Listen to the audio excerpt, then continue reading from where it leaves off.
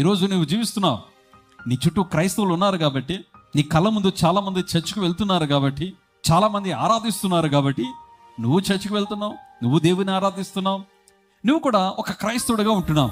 So నువ్వు ఉన్నటువంటి ప్రాంతంలో, నువ్వు ఉన్నటువంటి గ్రామంలో, నువ్వు ఉన్నటువంటి ఊరిలో, నువ్వు ఉన్నటువంటి దేశంలో ఒక క్రైస్తవుడు ఉండడు. ఇక్కడవే క్రైస్తవుడిగా ఉండాలి. ఉండగలవా? ఒక ప్రశ్నే. అంటే ఈరోజు మనకు ఒక సపోర్ట్ కావాలి. నాకు ఒక సపోర్ట్ అంటే నా ఫ్యామిలీ కానీ, నా చుట్టూ ఉన్న వారు వాళ్ళు కానీ, వీళ్ళు కానీ ఉంటే నేను ఉండగలను, చేయగలను, ముందుకెళ్ళగలను. చాలామంది ఈరోజు ఒక అవహేళన చేస్తున్నారు క్రిస్టియానిటీలో, క్రైస్తత్వంలో.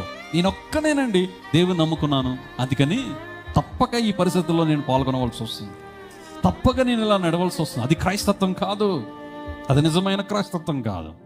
ఆ ఒక్కడుగా దేవుడు నేను నియమించుకున్నాడంటే ఆ ఒక్కడిలోనే దేవుని కృపను పొందుకున్న వ్యక్తిగా పౌరుషంగా నువ్వు జీవించు.